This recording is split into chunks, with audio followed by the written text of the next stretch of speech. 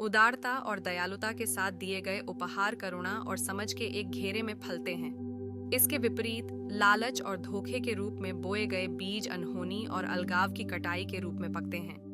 अशिष्टता और क्रोध के साथ बिताए गए क्षण दुख और अकेलेपन में प्रकट हो सकते हैं।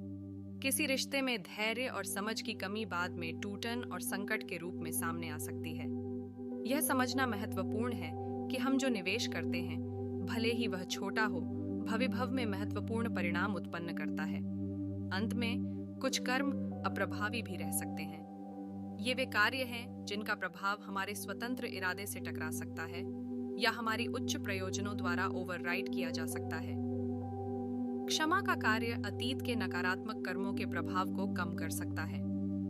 आध्यात्मिक जागृति पुराने पैटर्न को छोड़कर नई शुरुआत का रास्ता दे सकती है। निस्वार्थ सेवा के कृत्य स्वार्थी कार्यों के अवशेषों को साफ कर सकते हैं। यह समझना महत्वपूर्ण है कि कर्म का सिद्धांत विकास और परिवर्तन की गुंजाइश की अनुमोदन देता है। हम हमेशा अपने अतीत से बंधे नहीं होते हैं। हमारे पास वर्तमान में ऐसे विकल्प हैं जो भविभव को आकार दे सकते हैं और पिछले कर्मों के प्रभाव को कम कर सकते हैं। Lesson 7, Karma and forgiveness.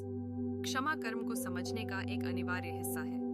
क्षमा न केवल हमें उन लोगों के प्रति नकारात्मक भावनाओं को जाने देने की अनुमति देता है जिन्होंने हमें किसी तरह से चोट पहुंचाई है, बल्कि यह हमारे अतीत के नकारात्मक कर्मों के प्रभाव को कम करने का भी एक शक्तिशाली तरीका है। जब हम क्षमा करते हैं तो हम ऊंचे उठते हैं और उस क्रोध या आहत भावना में नहीं फंसते जो न केवल हमें बल्कि हमारे आसपास के लोगों को भी नुकसान पहुंचा सकता है। क्षमा की शक्ति अविश्वसनीय रूप से महान है। यह अंधेरे को रोशन कर सकता है, दुख को शांति में बदल सकता है और कठिन रिश्तों को ठीक कर सकता है। Lesson 8, Karma and spirituality. कर्म का सिद्धांत आध्यात्मिकता के मार्ग पर चलने का एक अनिवार्य अंग है। आध्यात्मिकता हमारे लौकिक कल्याण पर केंद्रित है और हमें अपनी आत्मा के उच्चतम स्व के साथ जुड़ने में मदद करती है। कर्म का सिद्धांत हमें दिखाता है कि कैसे हमारे विचार, शब्द और कार्य हमारे जीवन के अनुभवों को आकार देते हैं और हमें अपने वर्तमान और भविभव के निर्माता बनने का अधिकार प्रदान करते हैं। आध्यात्मिक अभ्यास के माध्यम से हम अपने मन की शुद्धता, अपने इरादों की शुद्धता और अपने कार्यों की निर्बाधता विकसित कर सकते हैं। जब हम ऐसा करते हैं तो हम सकारात्मक कर्म का निर्माण करते हैं और एक बेहतर भविभव की ओर बढ़ते हैं। भावनाओं की गहराई। भावनाओं पर ध्यान देने वाली तकनीकें हमें सिखाती हैं कि कैसे हम अपनी भावनाओं को पहचानें और उनके साथ संतुलित रूप से जुड़ें। आंतरिक दुनिया का अन्वेषण। इन तकनीकों का सार यह है कि वे हमें अपनी आंतरिक दुनिया का अन्वेषण करने का आमंत्रण देती हैं। ओशो का मानना है कि इन तकनीकों के माध्यम से हम अपने आप को एक नए स्तर पर जान सकते हैं, जहां हमारी चेतना का विस्तार होता है और हम अपने अस्तित्व की गहराइयों को छू पाते हैं। जीवन में परिवर्तन। इन तकनीकों को अपनाने से हमारे जीवन में व्यापक परिवर्तन आ सकता है, चाहे वह तनाव कम करना हो, बेहतर रिश्ते बनाना हो या फिर आत्म साक्षात्कार की ओर बढ़ना हो। ये तकनीकें हर क्षेत्र में हमारे अनुभव को समृद्ध कर सकती हैं। व्यावहारिक अनुप्रयोग। ओशो ने इस पुस्तक में यह भी बताया है कि कैसे इन तकनीकों को रोजमर्रा की जिंदगी में लागू किया जा सकता है। यह एक प्रकार की जीवन शैली बन सकती है जो हमें अधिक सजग और संवेदनशील बनाती है। एक संतुलित दृष्टिकोण रखो। ओवर थिंकिंग से बचो। इंस्पिरेशन बाहर से नहीं आती, अंदर से आती है।